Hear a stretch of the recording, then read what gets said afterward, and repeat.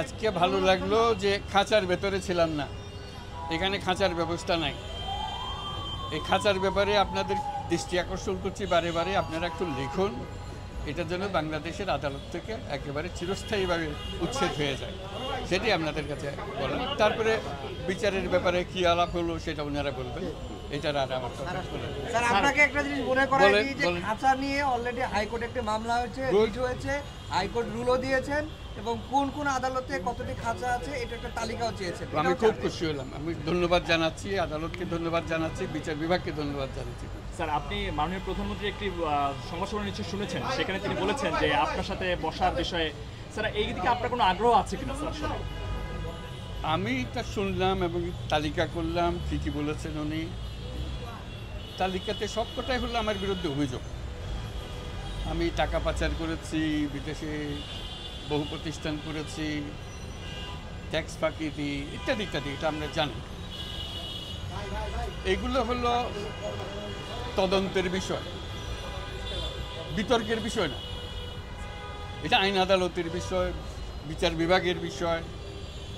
এখানে বিতর্কের কি আছে বা ডায়ালগের কি আছে আমি তো কিছু পেলাম না।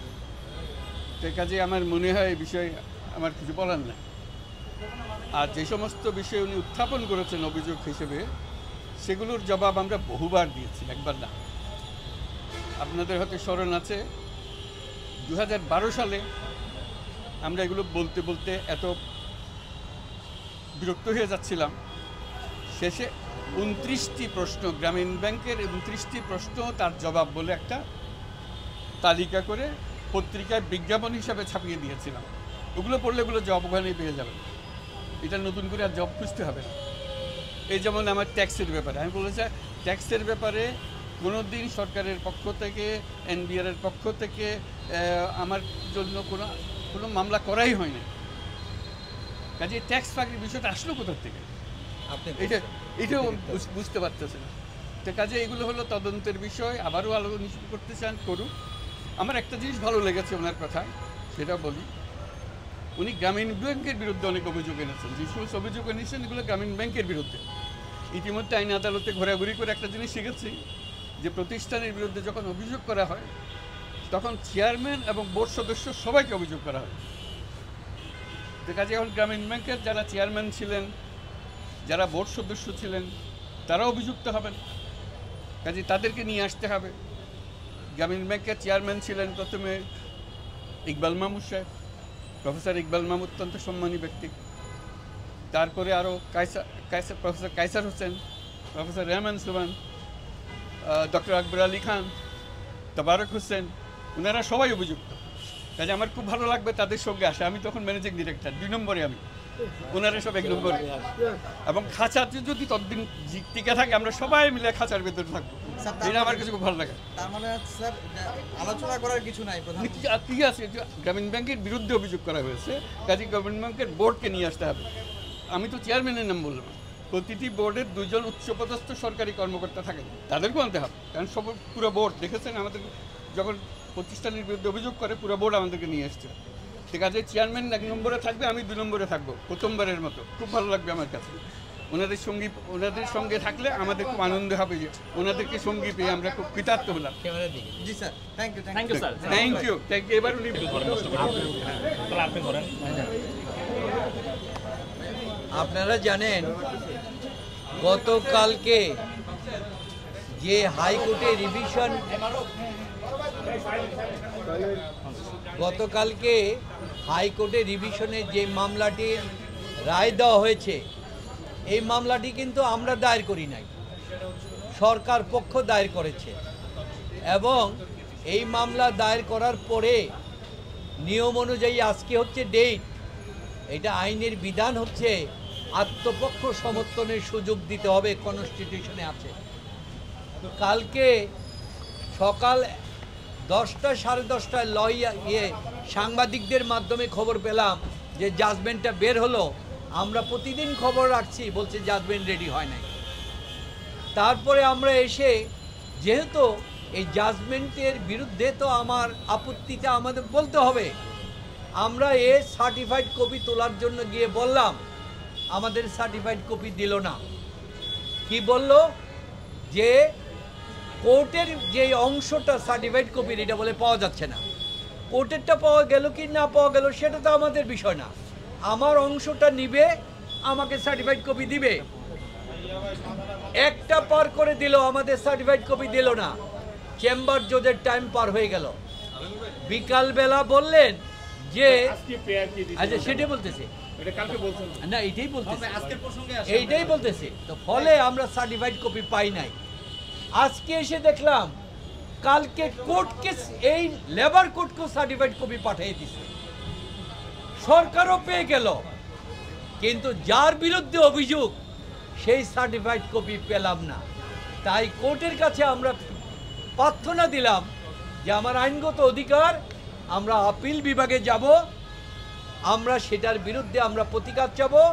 আমাদের 1 মাসের সময় দেওয়া হন। মহামান্য কোর্ট অত্যন্ত আইনগতভাবে দৃষ্টিটা দেখেছেন এবং যেহেতু আমাদের অধিকার আছে সেই অধিকার হিসাবে আগামী 14 তারিখ 8 পর্যন্ত আমাদের সময় দিয়েছেন। আর পাশাপাশি আমরা কোর্টের কাছে আরেকটা আবেদন করেছি আমাদের পূর্ণাঙ্গ জামিন দেওয়ার জন্য। তার কারণ হিসাবে আমরা উল্লেখ করেছি আপিল আদালতে কখনো আসামির উপস্থিতি লাগে না, কারণ এটা বিচারিক আদালত না। সুতরাং এই যে বারবার খণ্ডকালীন করে তাদের ডেকে আনা হচ্ছে, এটা ন্যায়বিচারের প্রতি অবমাননা করা হচ্ছে, আমাদেরকে হয়রানি করা হচ্ছে এবং আমার মৌলিক অধিকার থেকে বঞ্চিত করা হচ্ছে। সুতরাং এটা বাদ দিয়ে আমাদেরকে আপিল নিষ্পত্তি পর্যন্ত দেন। কোর্টেরও ইচ্ছা আছে, কিন্তু সরকার পক্ষ বললেন যে না, ওনাদেরকে টিল পর্যন্ত দেওয়া। এই যে আবেদনটা, এটা কিচ্ছু না, এটা একটা প্রতিহিংসা ছাড়া আর কিছু না এবং হয়রানি ছাড়া কিছু না। এই যে একজন লোক তিনি বিদেশে যান, হঠাৎ সেমিনারে থাকেন, ওনাকে বলেন যে আসেন, পৃথিবীর ইতিহাসে বাংলাদেশের একজন ব্যক্তি আজকে সবার কাছে গ্রহণযোগ্য, তাকে একটা দাওয়াত দিবে, তিনি যেতে পারবেন না, ডেট থাকবেন, কোনো ডেট দিতে পারেন না, কখন ডেট পড়েন, এই অবস্থা এটাই ছিল। তারপরে কোর্ট আমাদেরকে নেক্সট ডেটটা দিয়েছে আগামী 14-8 তারিখ। ট্রাইব্যুনালে প্রফেসর ইউনূসের যে সাজার বিরুদ্ধে আপিল করেছে সেটা হাইকোর্টের রায় পাওয়ার সাপেক্ষে আপিল শুনানির জন্য দিন ধার্য ছিল। আমি আদালতকে মাননীয় হাইকোর্ট ডিভিশনের যে রায় সেটার জাবেদা নকল দাখিল করে একটি দরখাস্ত দিয়েছি। দরখাস্ত দিয়ে বলেছি আজকে আপনি যেহেতু বলেছেন হাইকোর্টের রায় পাওয়ার সাপেক্ষে শুনানি, সেহেতু আমরা মনে করি যেহেতু রায়টা পেয়েছেন আমরা শুনানির জন্য প্রস্তুত। তারপরে তারা আপত্তি জানালেন, তারা 1 মাসের সময় চেলেন, তারা সুপ্রিম কোর্টের আপিল বিভাগে লিভ টু অ্যাপিল করবে। আমি রিপ্লাইতে বললাম 18ই মার্চ 2024 রায় হয়েছে, ওনারা যদি গরজ করতো তাহলে 19শে মার্চে ওনারা একটা স্টে পিটিশন চাইতেন সিএমপি করে। আপনারা জানেন যারা কোর্ট ভিট করে সকালে কোনো অর্ডার হলে আমরা বিকালে যাই যদি কেউ অ্যাগ্রিড হয়, আর বিকেলে অর্ডার হলে পরদিনে যায়। উনি 18ই মার্চে অর্ডার হয়েছে, কোনো সিএমপি করে নেই, কোনো স্টে পিটিশন ফাইল করেনি। এখন যখন আপিল শুনানি অবস্থায় আছে বলে আমি আপিল ডিভিশনে যাব এবং 30 দিনের সময় চাই। যাক, আমরা মনে করি ন্যায় বিচারের ক্ষেত্রে আদালত যদি মনে করেন 30 দিন সময় দিতে পারেন দেন, আমাদের আপত্তি নাই। কিন্তু পরবর্তী ধার্য তারিখে যদি উনি কোনো আদেশ আনতে না পারে আপিল বিভাগ থেকে, তাহলে আপিলটা যেন শুনানির জন্য ধার্য থাকে। আদালত সেই মর্মে ওনাকে 14ই অগাস্ট পর্যন্ত জামিন দিয়েছেন এবং 14ই অগাস্ট উনি যদি আপিল দায়ের করে কিছু আনতে পারে তো ভালো, আর যদি আনতে না পারে আপিল শুনানি হবে। আর হ্যাঁ বলেন।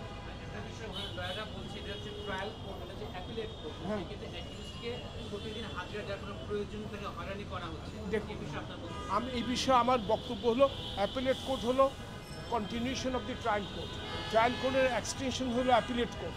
অ্যাপিলেট কোর্টে সাক্ষ্য হয় না, প্রয়োজন মনে করে সাক্ষ্য নিতে পারে এবং bail always discretionary power of the court concern. Appellate court প্রথম দিন থেকে ওনাকে অল্প অল্প করে ধার্য তারিখ পর্যন্ত জামিন দিয়ে আসছিলেন।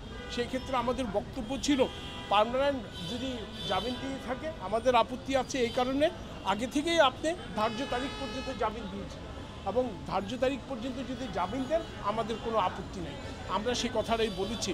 এবং এটা কোনো হার্ড অ্যান্ড ফাস্ট রুল নাই, কোনো কিতাবে নাই যে উনি জামিন ধার্য তারিখ পর্যন্ত দিতে পারবে না। এটা fully order of the description of the appellate court.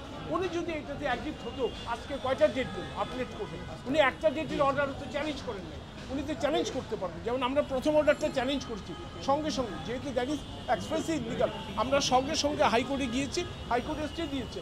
উনি যদি মনে করে ধার্য তারিখ পর্যন্ত ওনার জামিন দেওয়া ঠিক না, অ্যাপিলেট কোর্ট ইলিগেলি করছে, খোরশেদ সাহেব প্রেসার দিচ্ছে, এই কথাগুলি গিয়ে হাইকোর্টে বলুক। হাইকোর্টে যদি উনি আদেশ পায় আমরা খুশি, আমরা আমাদের কথা বলবো, কন্টেস্ট করবো। এখানে গ্যালারি শো করে তো লাভ নেই, আসলে উনি বলে এক, গ্যালারি শো করে আরেক। হ্যাঁ, তারপর থ্যাংক ইউ।